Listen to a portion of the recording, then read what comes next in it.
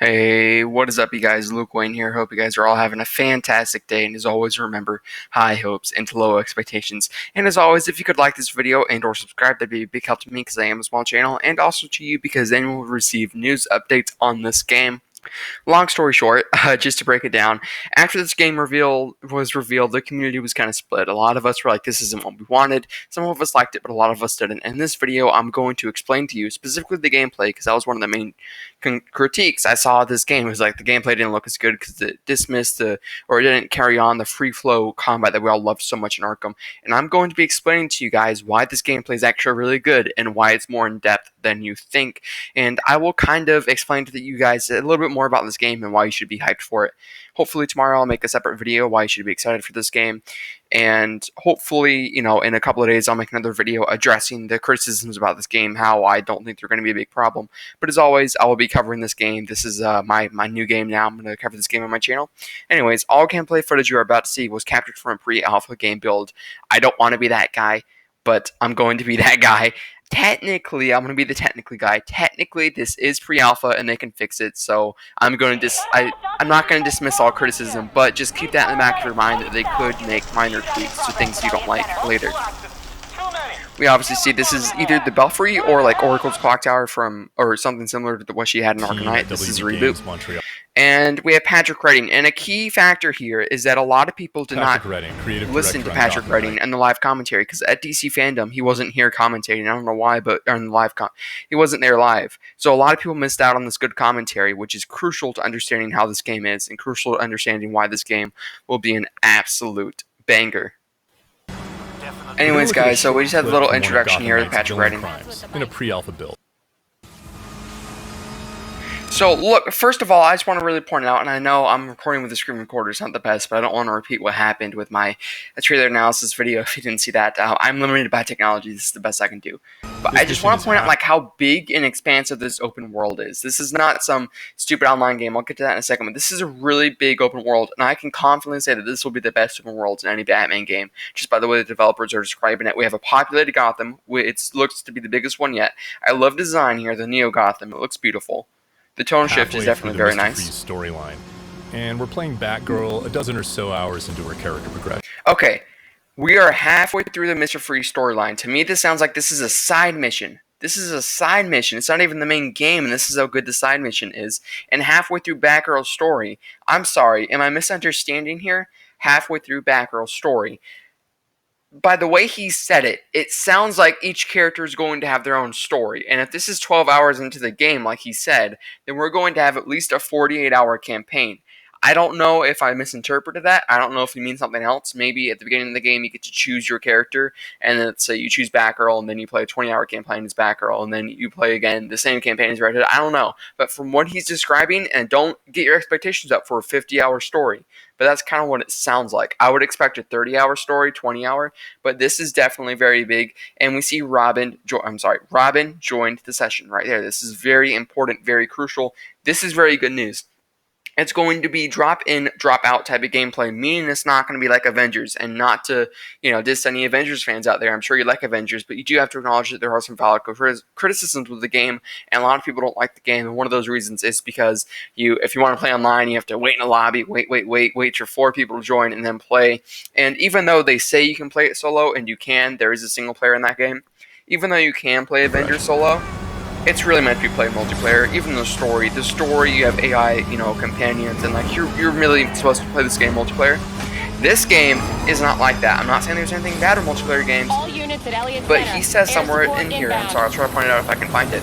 But by the way, Crime in Progress is back from Arkham Origins. That's a cool mechanic. Populated Gotham, you're going to be able to stop crimes live, which is amazing.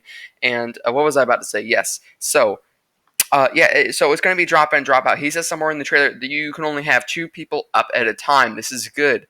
This is the worst marketing I've ever seen in any video game ever. I'm sorry, it is. They're not really marketing this well. A lot of people, including me, were confused when we first saw this because we thought this would be a multiplayer-focused game. Rest easy, single-player fans. It's not. It's single-player focused. He says somewhere in here that this was built for 1 player with the added option of having a friend play with you. You're not forced to. You're not going to have. You might have an AI component, but it's not going to be bad. It's not going to be noticeable. It's going to be drop in, drop out. You don't have to wait for someone to join your lobby. They can drop in or drop out at any time, and I'm sure you can change it in the settings if you don't want anyone to play with you. It's exactly what we asked for a few months ago. Everyone was asking for co-op, Freeze multiplayer recently co-op. returned to Gotham with a mysterious agenda that involves manipulating the weather to flash freeze the city. Nothing about that, just story Before stuff. we roll Robin for Gotham teleports Knights, right here, players which can although play that's all kind of of the game weird either story-wise, solo that's going to be such a cool gameplay mechanic. And pay attention to what he does or in right here. two-player He co-op. actually teleports someone to him. So he not only can teleport, but he can teleport someone to him, which is freaking amazing. But a few months ago, I had people all in my comment section. That was one of the most requested features, being able to play online with friends co-op, because we knew this was going to be back from the game months ago because of the leaks, and everyone was like, hey, it'd be really amazing if you could have a friend in there with you. This is exactly it. This is exactly what we wanted. The reason why people are upset is because it was kind of marketed weird, and we thought you Robinson had to have access someone with you. the Justice League satellite for short-range teleportation. He has the Justice League satellite. Whether you love it or hate it, this is going to be an amazing gameplay mechanic. Even if you think the explanation for him teleporting is weird. Well, that girl has mastered some. I don't like these numbers on their heads. I'm not going to lie to you guys. And it is an RPG, but it's not a bad RPG. I think this is one of its strongest features, as my friend Jake said on Twitter today. Jake is Irish, and go subscribe to him. So very important here, we see, I'm sorry, I missed that. So Batgirl straight up glide kicked this dude. And you know what, actually? Let me separate the video clips because I don't want my Chromebook to crash. Anyways, guys, I will continue on my RPG rant later. Right now, I just want to analyze this gameplay. This gameplay is amazing. It's better. Well, I'm not going to say it's better than Arkham. In fact, I'm not going to say it's worse than Arkham. I'm not going to say it's on par with Arkham. I'm going to say that it's apples and oranges. It's not like Arkham. It has some similarities. It definitely has some core aspects. But there are enough differences to differentiate itself from Arkham entirely in a good way. Let's use our brains. Before we even analyze this, let's use our brains. Just stop and think right now. Just think. You're at Begins Montreal. You have hundreds of employees. You have tens of game directors, all these specific jobs. You have lead animators, lead creative directors, all this stuff. There's no way you just abandon the free flow combat system without reason. These are the same people that made Batman Arkham Origins. They know they can shamelessly copy the Arkham combat system and get away with it, and no one would really complain about it because it's a good combat system. As long as they made some improvements, it's fine. They didn't just randomly decide, let's not keep it this game. But this is a decision that took days, weeks, months. This is not a decision they made on the fly. Alright? And they could have very easily tweaked the free flow combat system to work with two people playing together. That actually would have been easier to do it than make an entire new combat system. I thought about this myself. It's not they didn't change the combat system because it's multiplayer. You can only play with one other person. You can very easily still make this free flow. They abandoned it for a reason. They abandoned that combat system because they thought they could do their own thing, which was better. So rest assured, they're not idiots. They know what they're doing. You have 400 people. Look at this. Cool. You wall run in this game. That's one new mechanic already, but it looks freaking awesome. And analyze this gameplay. And by the way, look at down there. You can't see because of the stupid red YouTube bar. But she has a white health bar, and right below it there are four purple bars. In Arkham, after you hit a combo of 5 or 8, depending on how much you're upgraded, you can do the special takedown, the battering takedown, or the bat swarm like she just did. And Robin's, raining fire with the watchtower lasers. Instead of doing that with a combo of 5, you can do that at any time as long as you have enough purple bars. And you regain purple bars, judging by this trailer, by hitting back enemies, attacking enemies rapidly. The faster you attack enemies, the faster you regain purple bars. And if you don't attack enemies at all, then your purple bar starts to deplete, which I think is a very cool gameplay mechanic. It just, to me, it looks more in depth. So, in that gameplay right there, let's go back and analyze this actually. It looks like it does have some free flow DNA in it. If you watch carefully, you can actually see her bounce from enemy to enemy. Like right here, she's focusing on this enemy, but then she goes to that enemy, and then that enemy. Oh no, she doesn't. Uses the bats. But you can still bounce to enemies, but you're encouraged to stay on one enemy more than just a second. Usually in Batman Arkham, if you get into a good rhythm, you go punch one enemy, then across the room, another enemy, then across the room. This is good. This is basically Arkham free flow combat, but more grounded. And I know it's hard to tell because we're not playing it ourselves. I'm sure if we were playing it, we would be able to understand how good this game is. But we're not. We're watching it, so we're gonna have to settle for this. Just a heads up. But you can still go from enemy to enemy, but you're encouraged to focus and beat up on one enemy. And I love it. It's more grounded and more engaging if you actually slow down the footage, which I'm not going to do here. You guys can take my word for it if you want, or just go back and watch it yourself. You can see there are counter icons. Whenever they're about to punch you, they have a little white icon around their fist, indicating that there are counter icons, indicating that you can counter in this game still, and you can dodge, because later she dodges the freeze gun. Freeze gun, I'll show you in a second here. So this is cool though. This is supposed to be a single player game.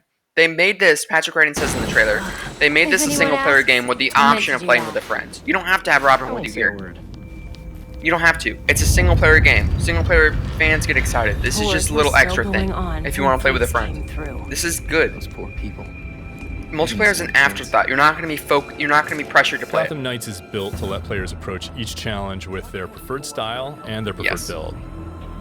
Preferred style, preferred build. So it's not going to be an RPG in the bad way, in the sense that skill doesn't matter. All you need to do is have the shiny Red Robin helmet that gives you plus 15 wisdom to take down Mr. Freeze. It's none of that BS. It's not going to be objective. This gear is better than this gear. It's all going to be subjective. Are you more offensive, defensive? And I'm sure you can customize your gear and swap stats and what am I trying to say? Fashion and looks and cosmetics. So I'm sure you can both customize your cosmetics and your skills and stats.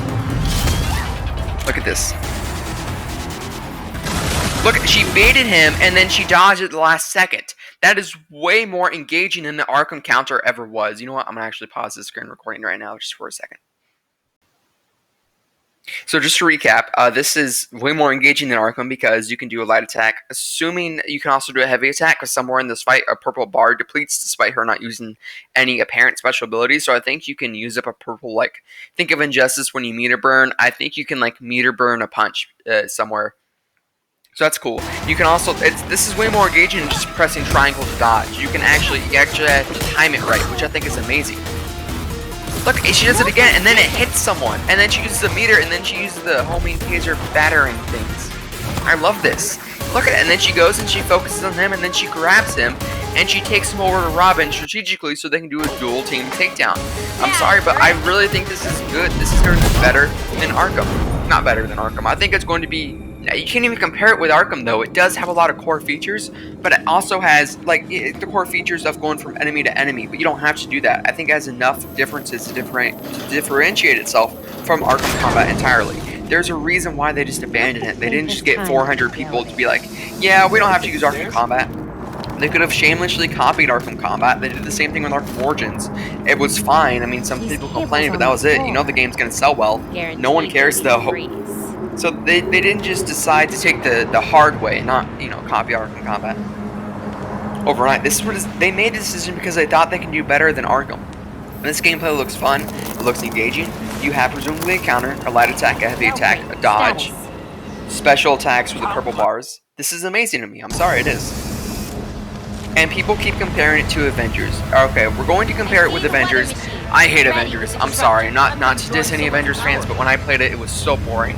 And the main reason why is because enemies didn't change. There was no enemy variety. You had bigger robots, you had smaller robots, you had robots with bigger pools of health, smaller pools of health. That was it. Let me pause. So the problem with Avengers was, instead of trying to make... the only way they could make enemies engaging was by giving them bigger pools of health and just spawning 30 robots at once to fight you. And first of all, it made no sense for Hulk to die to a little robot. This game is not like that. It makes sense because Batgirl is a human, Robin is a human, Red Hood, Nightwing, they're all humans. It makes sense that they can die to 4 or 5 thugs. It looks way more engaging. You're not going to be boss rushed by 30 super big thugs. No. It looks engaging. You're going to fight 5, 6, 7, 8 thugs at a time. It's going to be fun. It's going to be awesome. And of course, I'm repeating this like a broken record, but I really think this combat looks engaging. It keeps you on your toes like Ghost of Tsushima. And that's what I'm getting from it. I know I can't. It's hard to judge it because we're not playing it ourselves. We don't know what buttons do what. We don't know all the combat moves. But if they really flesh out all these 4 characters and differentiated them, and they did, because Robin can teleport, Red Hood has guns, Nightwing has sticks, this is going to be a cool game. We have Mr. Freeze flying over here, and this is where we get a good look at the combat. Let's just watch this for a second here. Pay attention. A little detail I think you guys didn't notice. See about that. First of all, I know a lot of people don't like the HUD, and I didn't like it at first, but after looking at it more closely, you guys probably can't see well from here. But I actually kind of like the HUD now after thinking about it for a little bit, you know, because it actually kind of looks like a comic book. I respect what they were trying to do. Looks like a comic book panel. See that? Oh my god, that's really annoying that text doesn't go away at top. Okay, well, never mind. Ignore what I just said. But I think the HUD kind of looks okay. But more importantly, look at this. Why is it freezing? Look, when you start hitting him, look at what damage it does. It has a little purple lightning effect. And voice crack. When Robin calls a thing on him, it has the fire effect when the Watchtower. So I think there's going to be like this extra cool added damage, like poison effect thing. So it's also a little bit more death I just want to show. And Batgirl also has those. Oh, you can't see it because the stupid. Take a look at Batgirl's health bar down there. It shows when he hits her with a freeze gun. It shows a little ice effect. And oh, right here when he hits her. And then when he hits her like just normally, it shows like a little like brutality, like a brutal punch effect down there. Besides a little snowflake. But besides that, like, can we just talk about something for a second here? So confronting a villain like Mr. Freeze. Listen to what Patrick says. An important element of Gotham Knights is that as the player increases in power and ability, their foes keep pace. So confronting a villain like Mr. Freeze can be a very different proposition at level 5 or at level 15. And not just in terms of stats, but in the kinds of attacks and defenses they bring to bear. Anyways, one detail I forgot to mention earlier when talking about Avengers. This was the entire reason I brought up the Avengers rant, and then I completely forgot to mention it. Okay, the only reason Avengers could make the enemies engaging was by giving them bigger pools of health and making them more dangerous. This game does it differently. This game actually gives them different style weapons. We already see in this one gameplay piece alone, we see some enemies with like armor on, we see some enemies with like these really big gauntlets. Yeah, I mentioned that in my trailer analysis video. Some enemies have like these really big gauntlets, which I think gives them super strength. And we see some enemies with freeze guns. And that was in this 8 minutes of gameplay alone. And Arkham games are infamous for doing this thing where they give you like 5 different enemy types. You have armor guys, you have shield guys, you have machete guys, you have melee weapon guys, you have normal guys, and taser guys. So I don't think you can write this off as Avengers gameplay with just this few minute clip. And again, I'm not trying to say Avengers is bad. Well, I do kind of think Avengers is bad. You can have your own personal opinion on that. I'm just trying to say that I think this game will be amazing. It'll be fun. It'll be engaging. It'll be grounded.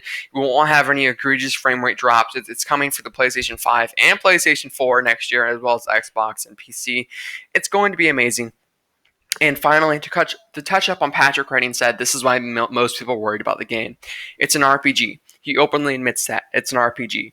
People think that it's going to be based on what gear you have equipped rather than what skill. The thing why everyone hates RPGs is because it doesn't matter how good you are at them. As long as you have the shiny red Robin helmet, you can beat everyone because you have plus 15 wisdom points or some BS. This game's not going to be like that. He mentioned fighting Mr. Freeze is very different. So instead of having this thing where, you have to be level 30 before you can beat Mr. Freeze, no, you can beat him at level 1. You can play through this entire game if you want to, playing single player, not online, no one with you, all completely by yourself, without upgrading once, without equipping a piece of gear, without doing anything like that, and you can beat the game just fine. But when you do upgrade, it makes enemies harder with you. It upgrades enemies as well as you. So really, upgrading doesn't do anything except make the game more fun by adding new gameplay mechanics. Like I'm sure that the Bat Swarm that she used was an upgrade. I'm sure it can give you, I don't know. I'm sure some upgrades will upgrade you without upgrading enemies. Like maybe you get more health. I don't know. But from what I'm hearing, it sounds like this game has adaptive difficulty. So even if you are at level 1 and you don't grind and you don't have any gear, you can still beat the game just fine and have a fun time. That's amazing. It's balanced. You can play it online. You can play it multiplayer. You can play it with upgrades. You can play it without upgrades. Don't say upgrades are a bad thing because all the Arkham games had upgrades. Spider-Man had a skill tree, for God's sake. You can actually see 3 separate skill trees. That was very RPG based, except you couldn't actually equip gear. There were just skills you can buy. So this is amazing to me. I think this is good news. Let me just pause the screen recording here. Anyways, guys, if you were watching this or on the video, then you really do enjoy my content. So if you're not already subscribed, please do. I am a small channel that helps me out. But in conclusion, this game will have an amazing story because Scott Snyder himself has said it's going to be good, and I will get back to that in a new video. It's going to have a very long story. It is going to have an amazing upgrade system, the most in-depth upgrade system we've seen by far in any Batman or Spider-Man game. It is going to have the best open world we've ever seen in any Batman game so far, from what we've seen and what they describe it as. It's going to be a living, breathing city. It's going to have amazing side missions, because that Mr. Freeze thing sounded like it was a side mission. He said it was halfway through the Mr. Freeze arc, which to me sounds like it's going to be the character's side missions from Ghost of Tsushima.